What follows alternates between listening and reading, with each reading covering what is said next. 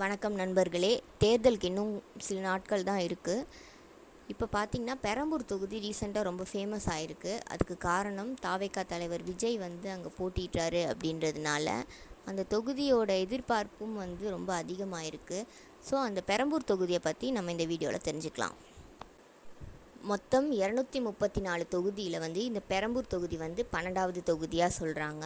இது வட சென்னையில் ஒரு தொகுதியாக பார்க்கப்படுது. இதில் மொத்தம் பார்த்திங்கன்னா 2,22,792 ரிஜிஸ்டர்டு ஓட்டர்ஸ் வாக்காளர்கள் இருக்கிறாங்க அப்படின்னு இப்போ உள்ள டேட்டா படி சொல்லியிருக்காங்க.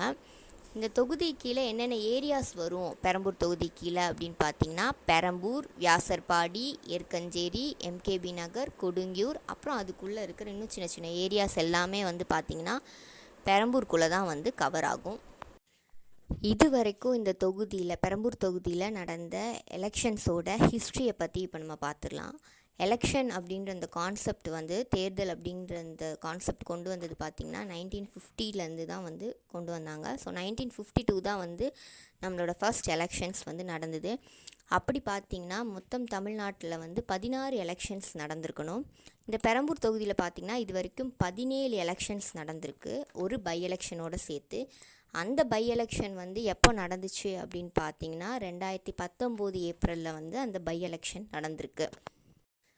மொத்தமாக இந்த தொகுதியில் நடைபெற்ற 17 தேர்தலில் பார்த்திங்கன்னா 10 தேர்தலில் டிஎம்கே தான் ஜெயிச்சிருக்காங்க, 2 தேர்தலில் ஏடிஎம்கே ஜெயிச்சிருக்காங்க, ஒரு தேர்தலில் காங்கிரஸ் ஜெயிச்சிருக்காங்க, ஒரு தேர்தலில் இண்டிபெண்ட்டாக நிற்கிற சுயேட்சை வேட்பாளர் ஜெயிச்சிருக்காங்க, 3 தேர்தலில் பார்த்திங்கன்னா கம்யூனிஸ்ட் பார்ட்டி ஜெயிச்சிருக்காங்க.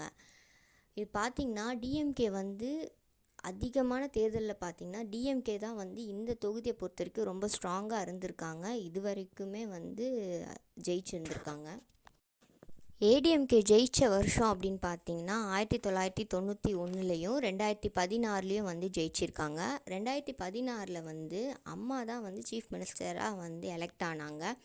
அந்த டைமில் கூட பெரம்பூர் தொகுதியில் மொத்தம் எத்தனை எலெக்டர்ஸ் இருந்திருக்காங்கன்னு பார்த்தீங்கன்னா 1,88,681 எலெக்டர்ஸ் இருந்திருக்காங்க. அதில் ஏடிஎம்கேக்கும் டிஎம்கேக்கும் உள்ள டிஃப்ரென்ஸ் பார்த்திங்கன்னா வெறும் 521 ஓட்ஸ் தான். ரொம்ப கம்மி ஓட்டு வித்தியாசத்தில் தான் ஏடிஎம்கே 2016ல் ஜெயிச்சிருந்துருக்காங்க. 2019 ஏன் பை எலெக்ஷன்ஸ் வந்தது அப்படின்னு பார்த்தீங்கன்னா அதுக்கு முன்னாடி எம்எல்ஏவாக இருந்த வெற்றிவேல் அப்படின்றவர் அம்மாவோட இறப்புக்கு பின்பு அம்மா மக்கள் முன்னேற்ற கழகத்துக்கு அவர் போனதுனால அவர் டிஸ்குவாலிஃபை செய்யப்பட்டார். ஸோ அதனால 2019 ஒரு பை எலெக்ஷன் நடந்தது. அதில் தான் தற்போது எம்எல்ஏவாக இருக்கிற ஆர்டி சேகர் அவர்கள் தேர்ந்தெடுக்கப்பட்டிருக்கிறாரு. இப்போது பெரம்பூர் தொகுதியோட எம்எல்ஏவாக இருக்கிற ஆர்டி சேகர் அவர்கள் பார்த்திங்கன்னா 30 ஆண்டு காலமாக டிஎம்கேல பார்ட்டியில் இருக்கிறாரு.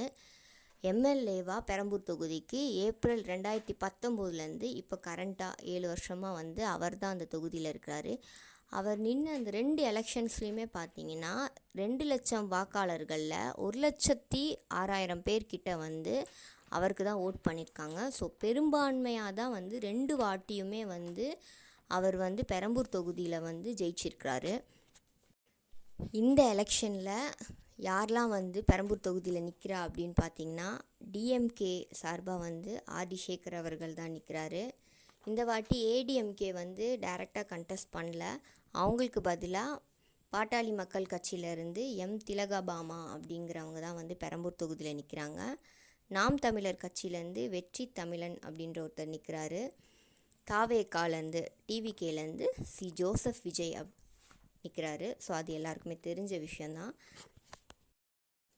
இப்போ நம்ம இந்த பெரம்பூர் தொகுதியை ஓவராலாக பார்த்தோம் அப்படின்னா விஜய் சொன்ன மாதிரி தான் இங்கே போட்டி பார்த்திங்கன்னா மெயினாக டிஎம்கேக்கும் டிவிகேக்கும் தான் இங்கே ஒரு கடுமையான போட்டி இருக்க போகுது. ஏன்னா டிஎம்கே ரொம்ப ஸ்ட்ராங்காக இது வரைக்கும் பெரம்பூர் தொகுதியில் ரொம்ப ஸ்ட்ராங்காகவே இருந்திருக்காங்க. விஜய்க்கும் ஆதரவு பெரம்பூர் தொகுதியில் கொஞ்சம் அதிகமாகவே இருக்குது அப்படின்னு சொல்கிறாங்க. ஸோ இந்த தொகுதியில் பார்த்திங்கன்னா டிஎம்கேக்கும் டிவிகேக்கும் ஒரு கடுமையான போட்டி கண்டிப்பாக இருக்கும் அப்படின்றது என்னோட கருத்து. இந்த 2,22,792 ஓட்டும் வந்து எப்படி பிரிய போகுது அப்படின்றது வந்து நமக்கு மே 4ஆம் தேதி தான் வந்து தெரியும். ஸோ அப்போ வந்து கண்டிப்பாக நம்ம சேனலில் வந்து அதையும் அப்டேட் பண்ணுவோம். ஸோ கண்டிப்பாக சப்ஸ்கிரைப் பண்ணிவிடுங்க. நீங்கள் இந்த தொகுதியில் யார் ஜெயிப்பா அப்படின்னு நினைக்கிறீங்கிறதையும் கமெண்ட் பண்ணிவிடுங்க.